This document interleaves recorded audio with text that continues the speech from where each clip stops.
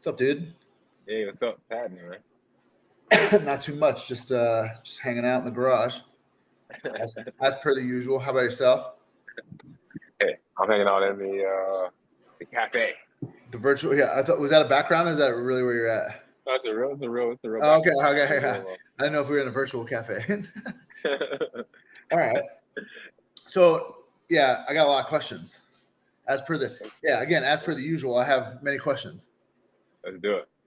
All right. So the first thing I just want to talk about is like, you're a super interesting dude. You have a great story. But I was like, this guy's kind of like on paper. If someone were to read this, it'd be like, damn, like he's nailing it. So yeah, I just wanted to go through like, yeah, people may not know, but Chris was like a opened up the career with like a basically training like the most famous rapper on the planet on tour, and then At that time, yeah. yeah. So yeah, just kind of talk to me about like just the how you've gotten to where you are now. Dude, let's start all the way back. Let's talk about 2016, where I stopped doing radio, and I was working at Hot 97. Stopped doing radio. It's I awesome. was the girlfriend, my girlfriend at the time. She was like, "Yo, you gotta do something with your life. You gotta like, do something." So I was working in corporate as well. So I was doing multiple jobs at the same time, and left corporate. Actually, got fired for professional sports publications, yo. First off, I got to say that name because I hate that company with all my heart. I'm sorry. This How lady you would, feel? this lady would literally sit beside you and listen to your phone call. It sells, and if you're saying something incorrectly or whatever, it's just like, no, say this it. And it's like, how are you supposed to make a sale when you're in my ear? Right. I'm trying to listen to this guy. Anyway, okay, it's not about PSP, but um, fast forward, that ended, and I ended my career in radio, and I had called up a mentor of mine, Jerry Beltran, and I was like, "Yo, what am I gonna do for the rest of my life, man? Like, I don't know what to do." I told him I was broke. He's like, "Chris, what would you do for the rest of your life for free?" And in 2016, I told him like 2 weeks later because I was at a severance check and whatever. I was like, "Yo, I think I want to look good for the rest of my life." That was like my mindset. Yeah, this is good. Yeah, I like that. So the only thing I could think of was training Yeah. and making some money during that, which was obviously not even logical, like looking back on it. Um, but it was one of the best decisions I've ever made. I didn't know that I would love it so much. I started in Equinox, a big box gym where I recommend anyone to start Right. because you're just exposed to so many bodies, so many personalities, Agreed. and just the structure of like your introduction to fitness. You know what I mean? You're in the gym. Um, and that was fun, man. It was a lot of fun. Uh, Met a lot of people, did group fitness at Equinox, where I met more clients. And by the way, group fitness is a great way to market yourself in a gym, Yeah. Totally. because people just love to see you. People just Right. love that social aspect of the group fitness, and I use that to my advantage. While I was in class, I would market myself like, "Hey, I'm a trainer. You know, train with me." I got like a handful of clients from group fitness for sure. Um, and also, very funny story. I started dating my now wife, and she was in a yogi, and because I took her classes like on the side at another place.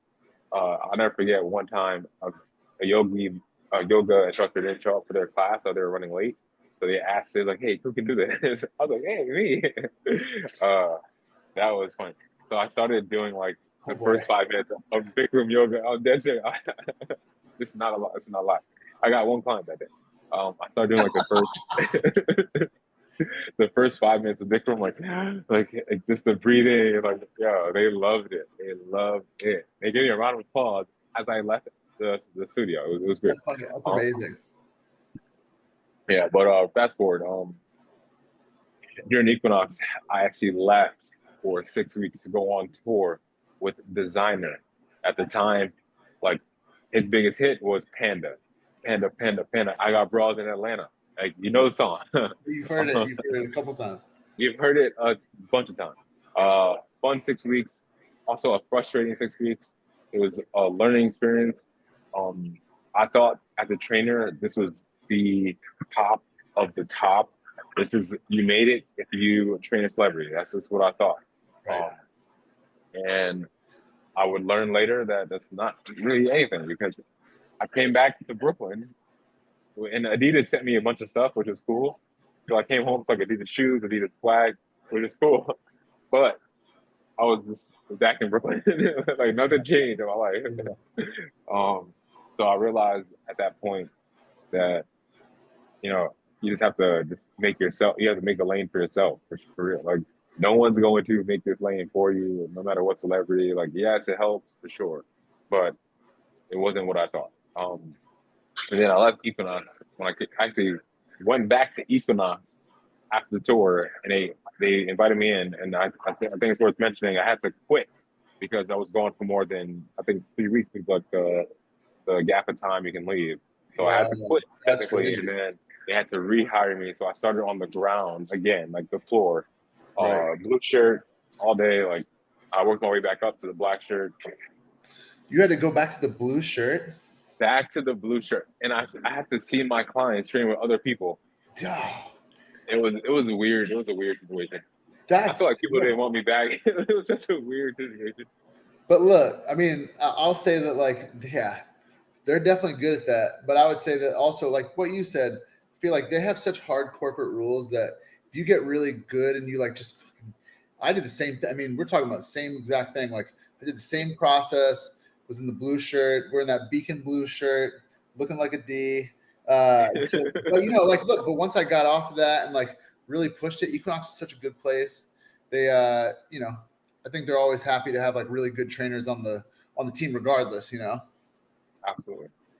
And they treat you really well. Like, I mean, I'm not sure if you had this, Brian, but they started like before I left. They started like the top 1%. Like it's like a weird thing, like a top 1% club, pretty much.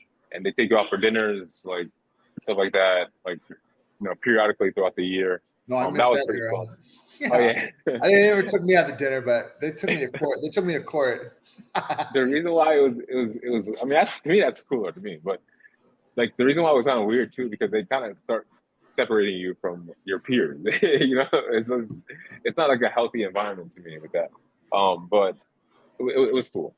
Anyway, I left though because while Equinox was fun and I was making money there, and it was a great place to meet a lot of people and see a lot of bodies and know how to like, train a little bit. Yeah, Um, I still felt like I was missing the educational aspect. They had the FTI, but I wasn't really getting like the learning experience. I was getting the sales experience and people experience for sure, right, for 100%. sure. Um, but I wasn't really learning. Like when someone asked me about creatine, I was like talking out of my ass. I was like, Yeah, it's great for you. I put it in my grape juice and it's really delicious. Exactly, knowing Yeah, nothing. look, Um, so I don't know if you knew this, but Michael Chernow used to work out at Equinox at Williamsburg. So he used to tell me about Soho Strength Lab. And he's like, yeah, man, if you're there. And I actually went to his restaurant. I forgot what it's called. But it's in Soho. the And there was one Saturday. meatball shop, or was it the one on the Maybe corner? it was, Yeah, yeah, Seymour's. Seymour. Yeah. So we had like some lobster shit, whatever, me and Sarah. And then I didn't plan on going to Soul Drink Lab that day, but you guys were right across the street. Yeah. And I was like, yo, this is what he's talking about. So then I went over there, met Albert. Albert invited me for a sit down.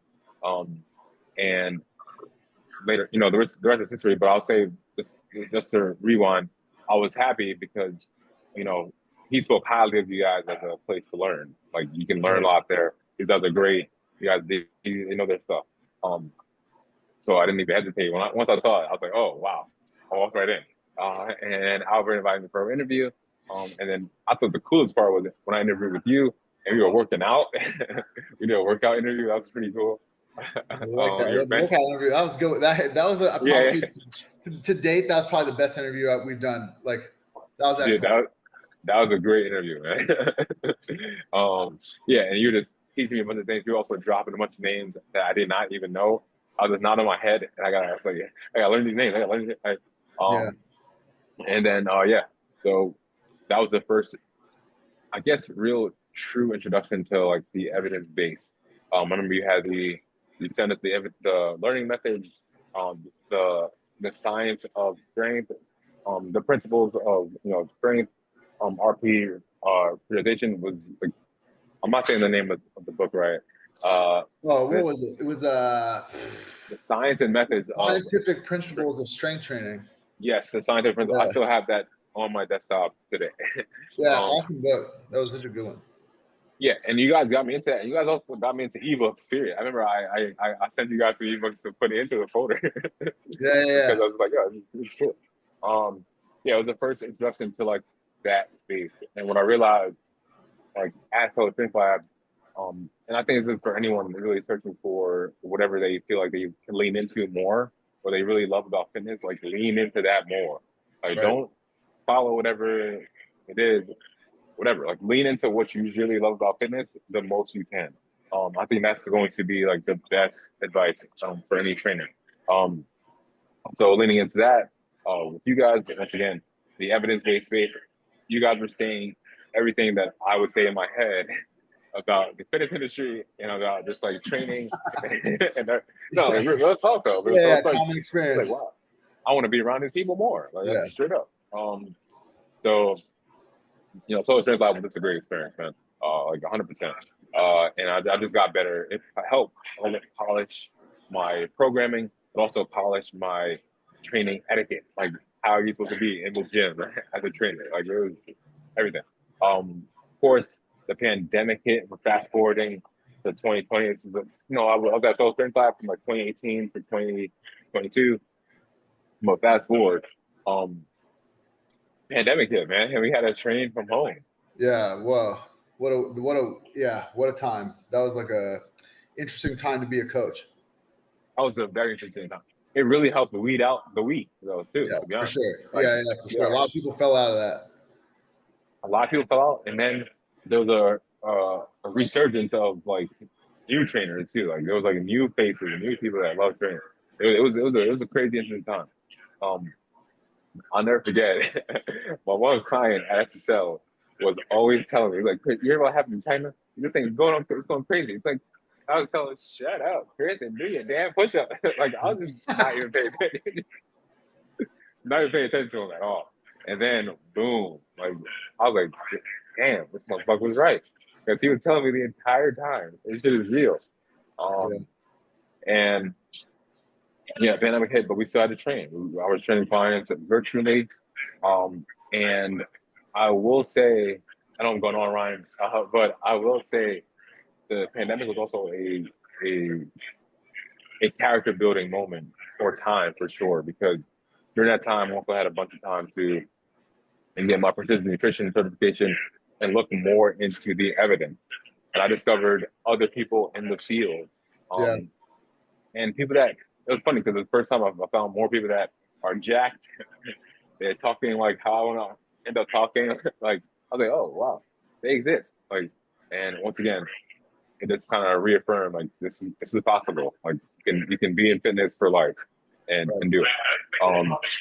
So that's when I really started to dive deeper, but not even deep. I was like I was buying more ebooks, but I still hadn't fully immersed myself. I was there. I was in it though. But I wasn't like fully in. Fast forward again, 2021, I decided to compete. I hired Lane Norton's group, BioLane. I worked with James Longstrom. That was my mentor, that's my coach, great coach. He got me to the stage. I think I looked amazing. He thought I Dude, you looked look amazing. amazing. I think people like should look like that. I feel like so I've watched. I know a lot of people obviously in the industry, and I watch a lot of people that like whether it's a season or whatever, they're like, oh, dude, I want to compete, and they get in shape and they go on the stage, and like sometimes they look awesome, and sometimes they look like Yeah, you're like, you shouldn't have done yeah, that. But yeah, I feel like you fucking nailed it. You know, without yeah. no I putting appreciate no that. other way, I feel like you nailed that. I appreciate that. I did. Listen. It was a hard season of dieting, and For sure. I was working at ISSL. He told me he was running on the sprint on the The speedway. treadmill time, yeah. Um, Yeah, I was going at it. I think one thing I didn't do a lot of was posing, and I think that's where I pretty much lost. Like the guy that won, I'll never forget like seeing him on the side of my eye, just like doing some crazy shit. I was like, I'm over here, I'm over here, just like, uh, how do Yeah. I? Oh man. I wasn't really posing that well. Like he brought the stage presence, and I get why he won. Do I think I looked more shredded and like better like physique as far as like physique wise? Yes, but he crushed it. He had a physique. He was lean, and he knew how to pose. So it's just like he had the total package. So good for him. Um, and yeah, that was great. And I want to say what that experience brought me was, damn, you can fucking do anything. Like when someone tells you something, I think Ryan, this taught me like because James Armstrong, he told me like Chris, it was great working with you. You have amazing work ethic. You can do anything. He said something like that in his email, and it hit me later on, like the importance of what people tell you and Yeah. how you can really run with that, and like you can like really run with that and fucking just yeah. Um. So once again, uh, that was a huge learning experience for that, and also to add, uh, it taught me, of course, the importance of nutrition Yeah. because for a while I was working at FSL, working out at FSL. I thought I was jacked and like lean, but it's not until I actually lost fat when I learned, wow, you can actually get leaner and you can still look lean. And like, yeah, that was crazy. So it taught me nutrition and how to really manage that side of my life while still enjoying my lifting and making it sustainable so that I can do this for life and be lean for life and also still enjoy lifting and not have this like I have to be like a certain body weight or something like I learned how to make dieting sustainable for my life. And What motivated you to want to go back to school and pursue a master's degree? Like, what was kind of like the moment in your career where you're like, I need to really kick this up a notch? Great question. I mean, I was so fast forward to 2022, my son is born and I have a stroke 11 days later. Yeah. And no one could anticipate that at all from happening. Yeah. That was the craziest thing, dude, is like everyone who knew you was like, this is the healthiest dude we know. This is a guy who doesn't just talk about it, he actually fucking lives it. We watch him live it. We watch everything that he does, and it made no sense. And I was like, what a fucking, sorry for the language, what a blow to a human being. And then watching you like attack, like someone fucks with you and Chris fucks back. And I was like, Yeah. damn, dude, I was like, damn, this is the like what a move. But I just wanted to yeah, like talk about that a little bit because of all the things you've done, I think one of the things that really shows your character and kind of like speaks volumes about you as a person is that. So Yeah, I appreciate that, man. That was nothing I wish on anyone for sure. Uh, but to answer your question, yeah. So I had a stroke and I was in the hospital for a month and some change. And during that time in the hospital, it's crazy, right? Because it gave me the first time to actually be on the sideline watching, so to speak. yeah, And I was able to like look at the fitness game and look at my peers what they're doing and everyone I was like trying to be like and chasing what I was chasing, what I thought I wanted to chase and what I really should be chasing. So after like looking at everyone in the evidence-based space that I respect and really just admire, especially in like the muscle building space, they all have like PhDs and like masters. Fuck. I was like, shit, I gotta get a PhD, man. And impulsively, I'm just like, okay, I gotta go to school. Not really thinking about like the actual work that needs to be put in. I didn't care about that. Um, so immediately, my coach for my bodybuilding show, he has a master's in exercise science, and I reached out to him. I was like, hey, James, I realize everyone has a PhD or master's. Like, how do I get this? He responded quickly. This is me in the hospital, by the way. I have a laptop in the hospital, and he emails me back like less than a day. He's like, Chris, Brad Schoenfeld is in the Bronx. Go see him. yeah, for That's all sure. he said. Straight up. He's like, he told me to college, and I was like, okay. So I reach out to like the college, the chair in the exercise science department. I find her information. I say, hey, I want to get back in school. How do I do this? And she told me you got to take some prerequisites, like blah blah, the whole process. Right. I ended up taking some prerequisite courses first before I even got into the master's program. So I had to go through a year of that before I even got into the master's program with Brad. And then so that's what drove that to happen. It was just seeing my peers I was like, if I'm gonna be like on this level, I just gotta get to this level. So it's pretty much like leveling up. Yeah. It also launched maybe one of the best pieces of like Instagram content ever. I do think that like we have to post that first and foremost. Is that the end of quote? Yeah, yes, dude. That was like when I saw that, I was like, what the fuck? I was like, what the fuck is this? I was like, this is on another level. But I was like, damn, dude, like, way to go. But anywho, all right. You know what? All right, so wait, quick story behind that, because that was fun creating that. But what I thought about a lot during that time is like, because I grew up around hip hop and like the hip hop community. You have like artists and people in general who just overcome adversity. Like it's just like 50 Cent got shot 9 fucking times, back up. But what I think in my theory, being in the hospital bed, it's like these times just help you just kind of rethink and reframe what you're doing in life. Like literally, like I think that's what it is. It's not because he got shot that made him a beast. It was like he had time to sit on the sideline. Yeah, he got sat down. He had time to think. Like because just in this rat race in life, you're just moving. You're not even like thinking about it. Like you're just like trying to move, and you're not even like really sitting down. And I think that gives you the time to do that. And some people come out of it not being bitter. Some people are stuck in the bitterness of it. Like it was easy for me to turn on TV in the hospital, sit there and be angry, like, oh, why me? But I was like, yo, fuck this. I'm gonna read some books. I'm going to educate myself. I'm gonna get my mind ready to get out of here. And boom.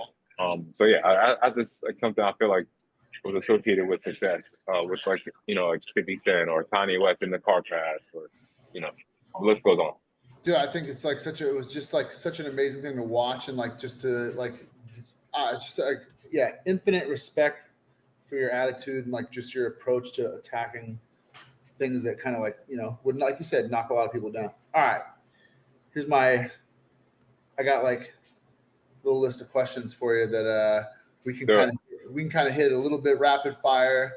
I'm sure some of them I'll have more questions.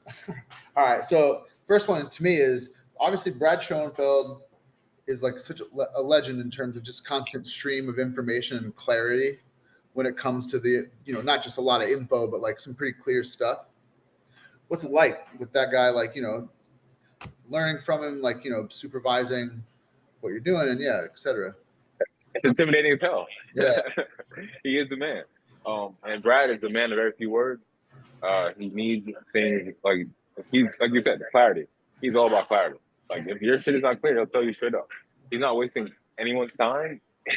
He's telling you straight up if something is good, something is mediocre, or it needs to be worked on, and if it's good or whatever. But as far as working with him, I'm absorbing anything I can as a sponge. I talk to him, probably like every, let's say 2 weeks, like a call like this. And I email him all the time. But yeah, it's just like soaking up information from him. I'm literally, I have his book in my book bag right now. Just using that. I'll share it now for my thesis. I'm just like trying to keep all the information as I can going. Look at that! I'm selling his book right here. Boom! Shout out to Brad. Look at that! Look at that! I got you. Right? I say, what a plug, dude. Yeah. That's a plug. But yeah. What's it called? The Science of Development of Muscle Hypertrophy. All right. This is the second volume, second edition. One more time. All right, Science and Development. Oh, sweet, dude.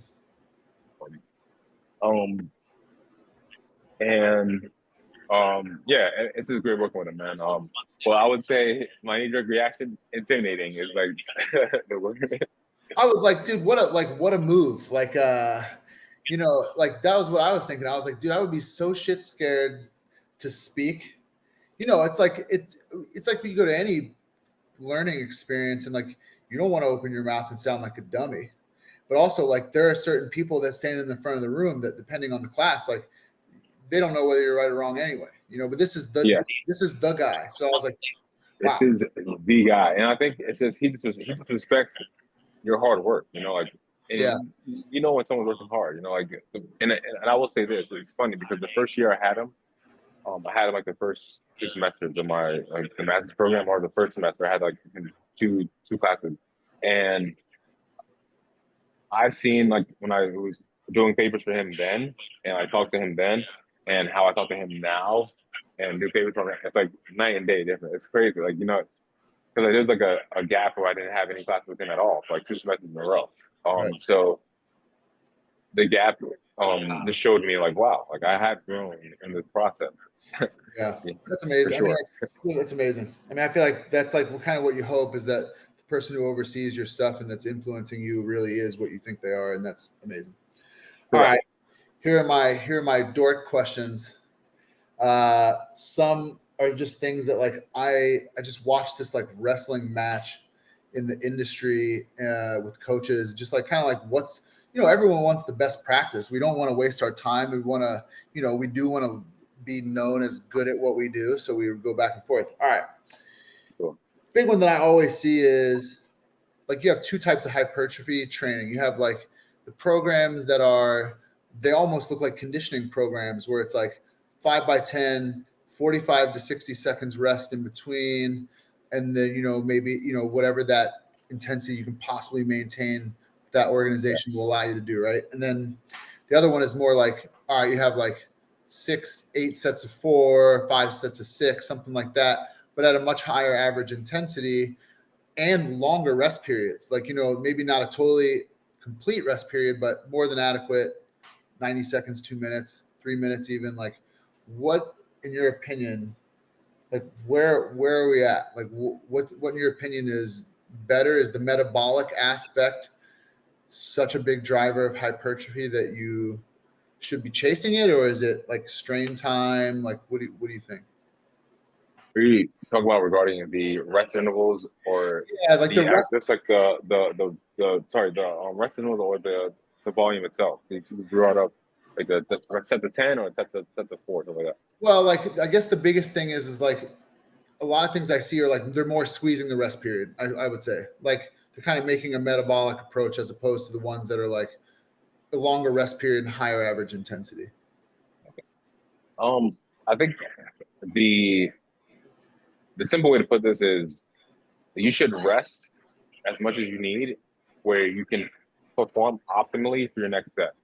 If you're failing to perform the next round the same intensity and you have to drop the intensity or you have to adjust something or that kind of is like you're kind of regressing, then you're resting too short.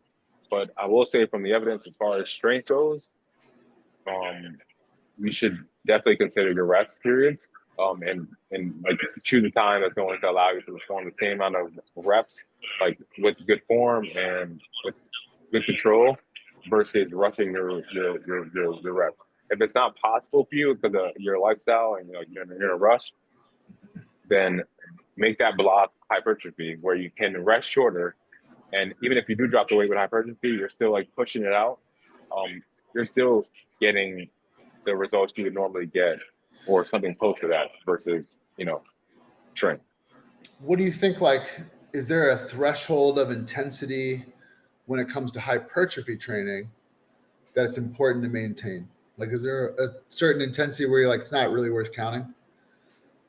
Like the percent, like oh, you mean like, Yeah, like just if you want easy, like percentage based stuff, like is 30%. yeah, listen, there's evidence that 30% of your 1RM induces hypertrophy too. Um, listen, like that's the evidence. I wouldn't say, all right, so what I'm learning too about the evidence is that like you can't live in the evidence either because evidence is based on different populations. You have a lot of people, especially in the muscle building and strength space, are probably going to be collegiate students, or younger, or maybe older, whatever it is. It's specific for them. Right. So we're training a woman and we're going by the evidence on done in males that are young and whatever, and she's 58. I don't know. Um, we can't really expect her to perform the same Right, way right. as Yeah, exactly. you know. So I would say think about that first when we prescribe any kind of load recommendations to our clients. But I would say the threshold, like anecdotally speaking, I would say the threshold for me is like anywhere like 65 to 80%, and like stay in that range. That should get you anywhere from 6 to 12 reps for Right. hypertrophy. Right. And that's a pretty good like threshold and rep range for anyone really to get some good growth there. Dude, I've always had such a good success rate with like if I give 3 to 4 sets of 6 to 12 and I have a certain weight that they start out with, and I say, look, get as far into this rep range as you can per set, and I give them 90 seconds to 120 seconds, something like that. So there's a little squeeze on it, right? But it's For not, sure. like you said, For sure. it's really about maintaining the quality of the repetition at that intensity. And then again, we didn't actually even plan to talk about this, but like reps in proximity to failure, they're all working pretty hard. You know, it's not an insignificant amount of weight. It's not a small amount of rep time in terms of time under tension. I feel like it's kind of a nice sweet spot. Yeah. And yeah, no, I agree 100%. I had a thought in my head. I just had a brain fart, I think. But as far as yeah, I had a brain fart. I lost it. Yeah, Sorry. so it happens. Wait, All right. repeat that. Wait, Ryan, repeat that last part you said. Oh, I just said like I think that like 3 to 4 sets of 6 to 12 reps, getting as far into the rep range as they can, with an an adequate rest period hits a sweet spot for a lot of people. And Yeah, that's kind of my experience with that. and no, it's okay. So you bring a good point. So you're giving a range, and a great way to progress yourself in that range. For example, so week one, let's say you get 7 reps. Week two, like okay, I can push a little harder. Let's get 8 to 9 reps.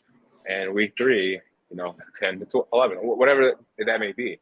But you'll be surprised that you will still progress with that weight. And technically, or you know, mechanistically speaking, or mechanically, sorry, yeah, speaking, theoretically speaking, sorry, you are inducing hypertrophy, right? Because you're increasing your repetition with that same load. So your total volume load is more. You're increasing your chances for growth. Oh man, it brings up another great question, but I'll leave it. All right, here. So this is a very volume-based question, and I think it's something that a lot of us like. Sometimes we want the map. We just want someone to say, "Hey, do this many, like do this," right? And I know it's never that simple, obviously, but think about just even like from a daily training session standpoint, not even like weekly, like volume parameters in terms of what's like an easy maintenance day where we're like holding some ground, what's a level where we're pushing pretty hard and we'll make progress unless you're really really trained up, and what's like a volume where like if you're a really experienced trainee, that you might need to push for absolute progress, you might need to really lean hard on the that aspect. So here are my levels. Tell me if I'm crazy. So I was like, all right, like you said, with the intensity threshold that we established, so like 65 to somewhere 80%, 25 reps as a maintenance day, or just like touching something, right? Not sliding down the hill, but definitely not pushing up it. Yeah. Is that does that flag Oh, anything? so wait, 25%, 25 reps, 25 reps. like Okay. good meaningful reps. Like maybe you And do 5 sets of 5 and they're excellent. and this is for the same muscle group. Yeah, same muscle, exactly. Yeah, same muscle group. 25 reps is totally fun All right. because you can also break that up into, you know, uh, 6 sets of 4 or, okay, yeah. All right, 50 reps as like a medium intensity day, or for a lot of people that aren't super trained, will induce some hypertrophy, like on over time. 60 reps No, in the 50. same, 50 in the same Same session. muscle group, yeah, same session. I think that's okay. Yeah, I mean, so here I I think saw. we're starting to like get to like the not necessary area. Yeah, well, okay, all right. So, And what I mean by that, Ryan, is once again, this is um I haven't I don't think I can think of a study that I've came across where we're talking about the amount of reps per like a session, to be right. honest. Um I think just it's like from training load is the way I would think about it. okay, yeah, Like say I have for like the first one, the first for 25, say I have one exercise for that muscle group that's meaningful and I'm doing 25 reps, right? Just like a meaning, right, like a base session. Maybe it's bench press. I'm not going to lose my muscle mass. It's pretty stimulating, but it's definitely not like pushing anywhere. correct. And once again, I think like you said, it really just depends it really depends on your intensity that you're choosing too. Right. Which Exactly. obviously you're gonna be training hard anyway in this Yeah. case. Yeah. And like what at our kind of intensity ceiling or range of 65 to 80%, like in that range. Right. And then say for 50, it would be like you do a 5x5 or something or whatever combination you want. Then say you have a secondary exercise, like say just for bench press and incline, it's 3 sets of 8 after that. And that's 49 reps, that's 50. And I think this just like pretty much everything. It's gonna be relative to the individual. Right. Because some individuals can handle 50 reps in a session, walk out there fine, and recover in 2 days and be fine. But Right. that same someone else, sorry, 50 reps, they're sore for 5 days. They're trash. Exactly. Yeah, they're trapped. So I think that's also a point to make there too. And I think for us to judge for our clients is to judge how they respond. So the next day, I'm texting my client, hey, or emailing, hey, how you feeling? How's soreness? Scale from 1 to 10. Like, how would you rate that? Stuff like that. And also rate their sessions each session now. I also rate my clients like, hey, how hard did you work? What was your RPE for the session? So Right. it's Right. like 1 to 10. 10 you work very hard, or you feel like that. So yeah, I think it's for us to judge it that way. All right. Last one is for the experienced trainee, 75 meaningful reps. Okay. Yeah, sorry. Here we go. So 5x5, 3x8, and then you say you have something that's like, yeah, like three, yeah, another 3x8 or 3x10 or some combination of that with like a tertiary exercise. Yeah. But like, yeah, if someone's trained and they've been like doing meaningful training, like especially body part specific, like, yeah, they should be able to deal with that, right? Yeah. Once again, I think this is all relative to the individual. Right. But for me hearing that, I don't think it sounds like crazy. I mean, I would love to do a workout like that. It just for Yeah. me, time is like the limiting factor, Right. which is everyone's excuse, right? Um, but But yeah, 75 sounds like so that's a lot for an individual for sure. I think Right. the higher trained individuals like yourself, myself, we can probably handle that. We won't feel too trash. We'll probably be pretty sore for sure, but not for 4 or 5 days. Probably for like two or Yeah, 3 days. exactly. With a decent, that's kind of my thought was like, look, it's going to be based on a recovery rate, especially like whatever your frequency is that you have planned. Like it actually has to make sense in terms of like, can they give me another meaningful effort? Or are they semi back to baseline by the time we expect them to do something again? But I Right. was just kind of thinking like, look, for people, if they're like, I know a lot of trainers that like, say if they're even busy, they probably don't plan as much as they should. And like for them to have a target like, hey, I see this person, whatever, say I'm going to do some kind of density work in a super, like a superset. And I might, give them 10 minutes to do this actual strength hypertrophy work. And they've got 2 exercises and they're doing 50 total reps or whatever between 2 exercises, maybe upper, lower hemisphere, whatever. It's probably Correct. pretty meaningful. And like, they're not going to get a lot of extra growth, but it's somewhere, and then Correct. it gives them some kind of tier. Yeah, no, and you bring up a good point. I think density sets it's a great point. Like I do that with my clients all the time. So yeah, sometimes they'll get 5 sets in. They'll give a 12-minute density set, depending Yeah. on exercises, right? So exercise selection and how easy it is to set up and whatever. But yes, you also bring up another good point. If you're doing supersets, you're usually going to work with a suboptimal load. That's just because it's impossible to ultimately do like your true 85% of 1RM for whatever amount of reps. Right. When you're like minimizing rest intervals that much, like literally, some people I tell them like that's like rest as needed, and Yeah, exactly. they still like jump into it like it's like a race. I was just like, yeah, okay. I've literally had a guy, one of the stories, COVID was interesting for me because I had to write out all the things that I would normally say, while training in person. But I wrote Yeah. to this guy, I said, hey, look, like going through this, rest as needed. He says, I don't know what that means. Bro, like just stop for long enough that you can go back and give me a good effort. But like, fuck. I was like, Jesus, how specific No, is when people hear density sets and when you explain it to them, they think go, go, go, go, go, Yeah, I tell nonstop. them it's Like, put on there. This is not CrossFit. Like yeah, do as many good rounds as you can. I try to always and yeah. whatever I can say to like keep me squeezed in I the know. box, but who knows? Yeah, no, I feel it. Same. No one cares. Right? No one Exactly. cares. All right, last question. This is kind of like also something that I see a lot is I guess it's more of a discussion. I don't even know if it's a question, but like, we talk about hypertrophy training. The instant parallel that everyone draws or association they draw, I should say, is bodybuilding. Yeah, All right. Well, look, from my experience as a performance coach, right. we always talk about robustness of structures, and that's that the gym helps improve the ability to withstand the training that you're going through. And that if you're not robustly developed, it doesn't mean super pumped up. It just means you have some like robustness and development and like real tissue development, that it does help.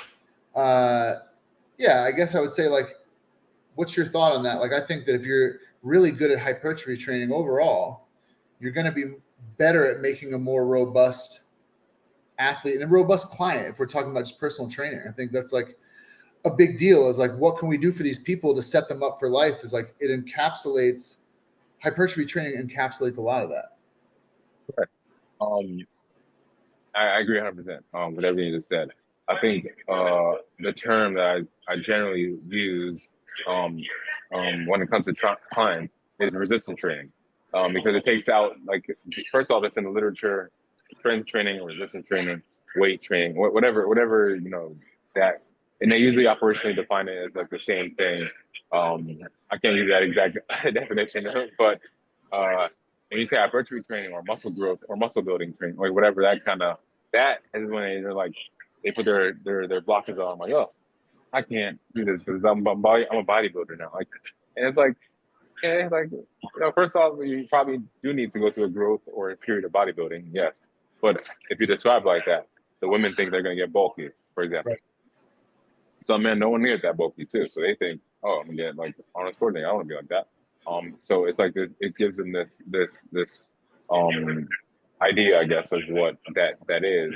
And when in reality, resistance training is just pretty much just strength training, right?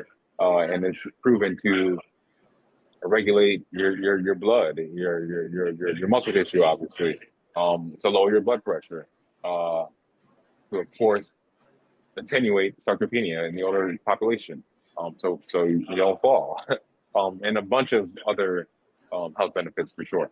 Yeah. But yeah, it's deeper than just looking good. It's literally like improving your life. Like your body's better to regulate blood, so you're not gonna Yeah. Exactly. bump This is into pretty like important. being insulin resistant. Exactly. So like that prevents a bunch of metabolic disorders that you would normally get by not doing any resistance training at all. So This I think this is such a like important thing to drive home to people, is that look, like a lot of times when we get very much normal people off the street that just want to improve their health, their well-being, all these things, the trends take over. And right now every coach, and this is speaking as a performance coach and like somebody, this is what I do, is like more athletic development. Everyone's got 60-year-old adults hopping and popping around on the ground with tissue that's ill prepared. And you're like, dude, like this is something that I understand all of the benefits of what you're doing. And I do like there are things that are really great about what you're doing. but they don't even have the infrastructure in terms of the tissue and the robustness of their tissue and their skeleton to tolerate any meaningful volume of what you're doing with them long term. Like in a progressive, like introduction standpoint, we're already way past the entry point. And the entry point for a lot of people, just because of the rate of adaptation and rate of physiological change, is a fucking long time. Is like, you know, at least a year, right? For a lot of these people. And that's if they've got the recovery scenario to tolerate a certain frequency. Like, you know, you have to be really honest with yourself. I think this is probably what having a more academic background makes really apparent, is like when you watch these things, if you do a study for 12 weeks and you look at the actual rate of change when everything is controlled for. Yeah, for sure. Right? It's like, well, fuck, what are we doing in real life then? You know, we're just like a lot of placebo here, guys. Yeah, exactly. I agree with you 100%. I think it's also like, you know, sometimes we also can look at things and it's incorrect. But on the same hand, if someone is jumping around, whatever, and they're old and they're still like moving pretty well and they look pretty healthy doing what they're doing, we also can't dismiss that as it doesn't work either, because obviously for this person, jumping around is obviously working for you.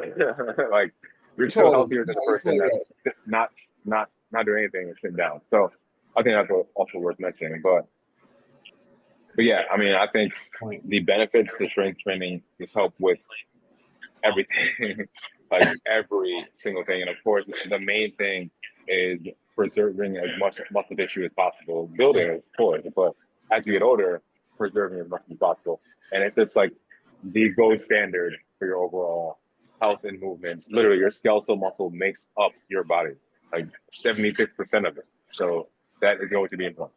I think that's such a big deal, and that's maybe why I am big on the volume, kind of like why I think about that so much, is because we know that like you can break down with people who are really not trained. I think a lot of times they just think like they do a lot of activity and a lot of stuff, and they break down a lot of tissue, and it's not set up to have them accrue muscle tissue. And that long term, you can beat them up enough that they lose it, right? Especially if they don't have the other things to support the recovery. And you do have to be aware of, like, again, what the research says and what the parameters are, but take into account exactly what this person's got and what they're working with to make the most out of your training, which is like on the back end. So, all right.